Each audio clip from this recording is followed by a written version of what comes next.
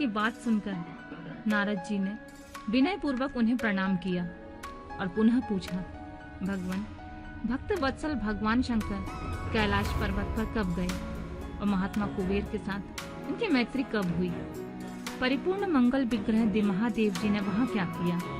यह सब मुझे बताइए। यह सुनने के लिए मेरे मन में बड़ा कौतूहल है।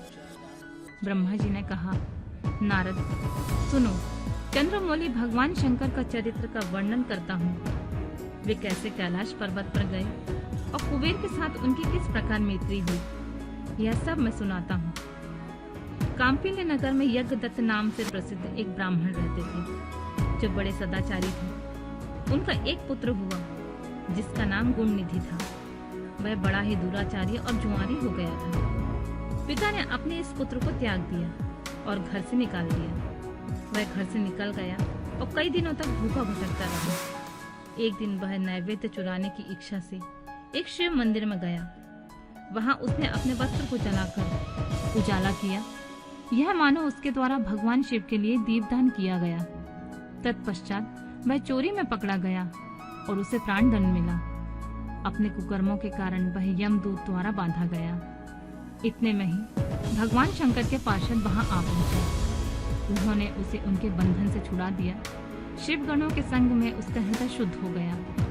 अतः वह उन्हीं के साथ तत्काल शिवलोक में चला गया। वहां सारे दिव्य भोगों का उपभोग तथा उमा महेश्वर का सेवन करके कालांतर में वह कलिंगराज अरिंदम का पुत्र हुआ। वहां उसका नाम था दम। वह निरंतर भगवान शिव की सेवा में लगा रहता था। बालक होने पर भी वह दूसरे बालकों के साथ शिव का भजन किया करता था। वह क्रमशः युवा अवस्था में प्राप्त हुआ और पिता के परलोक गमन के पश्चात राज सिंहासन पर बैठा। राजा दम बड़ी प्रसन्नता के साथ सब और शिव धर्मों का प्रचार करने लगे। भूपाल दम का दमन करना दूसरों के लिए सर्वथा कठिन था।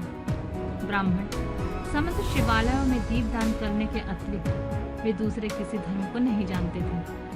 उन्होंने अपने राज्य में रहने वाले समस्त ग्रामाध्यक्षों को बुलाकर यह आज्ञा दे दी कि शिव मंदिर में दीपदान करना सबके लिए अनिवार्य होगा। जिस जिस ग्रामाध्यक्ष के गांव में जितने शिवालय हैं, वहां बिना कोई विचार किए सदा दीप जलाना चाहिए।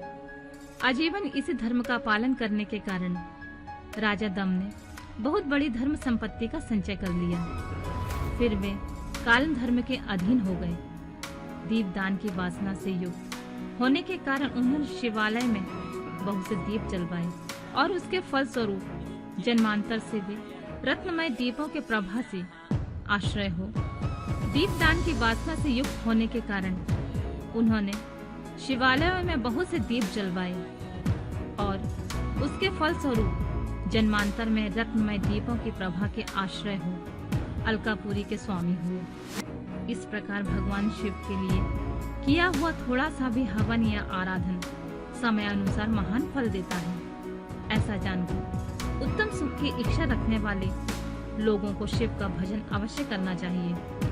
वह दीक्षित का पुत्र जो सदा सब प्रकार के अधर्मों से रचा बचा रहता था, देवयोग से शिवालय में धन चुराने के लिए गया और उसने स्वार्थवश अपने कपड़े को दीपक की बत्ती बनाकर उसके प्रकाश से शिवलिंग के ऊपर अंधेरा दूर कर दिया।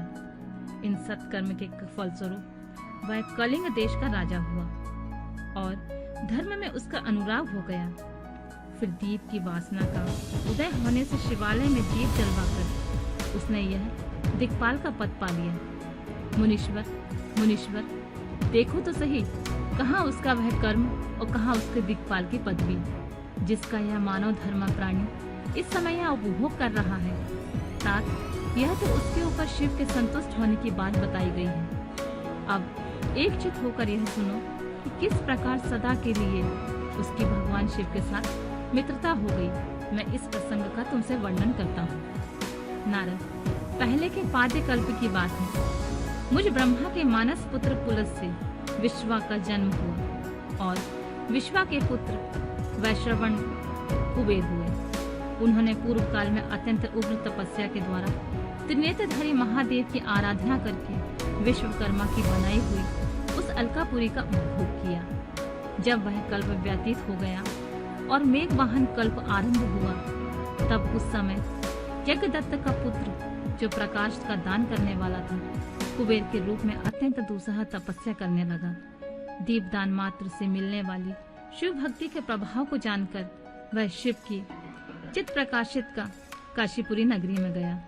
अपने चित्त रूपी रत्नमय प्रदीपों से 11 रुद्रों को उद्बोधित करके अनन्य भक्ति एवं स्नेह से संपन्न हो वह तन्मयता पूर्वक शिव के ध्यान में मग्न हो निश्चल भाव से बैठ गया, जो शिव की एकता का महान पात्र है, तप रूपी अग्नि से बढ़ा हुआ है।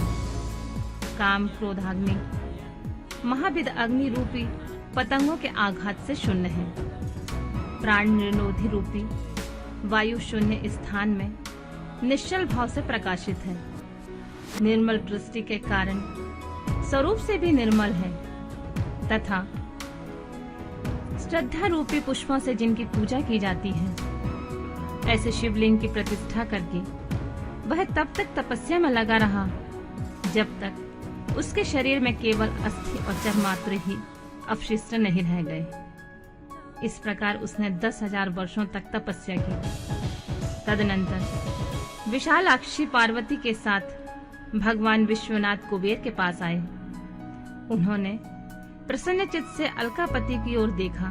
वे शिवलिंग में मन को एकाग्र करके ठूठे काठ की भांति स्थिर भाव से बैठे थे। भगवान शिव ने उनसे कहा, अलकापति, मैं वर देने के लिए उद्यत हूँ, तुम अपना मनोरथ बताओ। यह वाणी सुनकर तपस्या के धनी कुबेर ने जो ही आंखें खोलकर देखा, त्यों ही उमा वल्लभ भगवान श्रीकंठ सामने खड़े दिखाई दिए।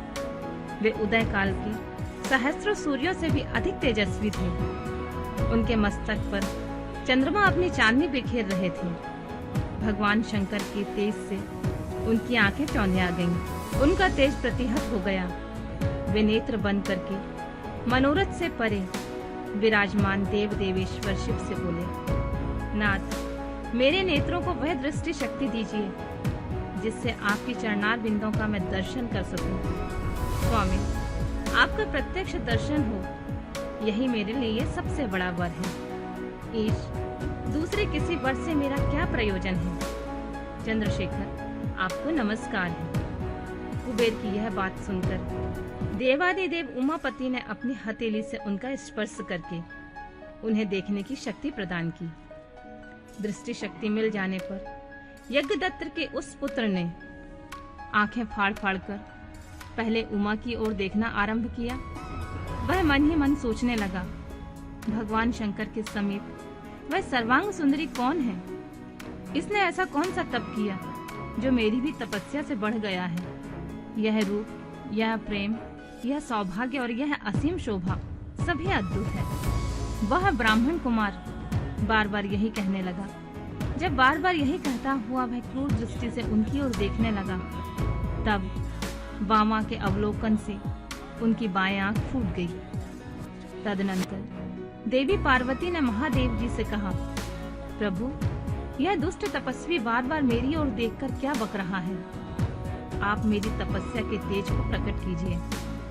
देवी की यह बात सुनकर भगवान शिव ने हंसते हुए उनसे कहा, उमे, यह तुम्हारा पुत्र है। यह तुम्हें क्रूर दृष्टि से नहीं देख सकता, अपितु तुम्हारी तप संपत्ति का वर्णन कर रहा है। देवी से ऐसा कहकर भगवान शिव पुनः उस ब्राह्मण कुमार से बोले, वत्स, मैं तुम्हारी तपस्या से संतुष्ट होकर तुम्हें वर देता हूँ। तुम निधियों के स्वामी और गुहाओं के राजा हो जाओ।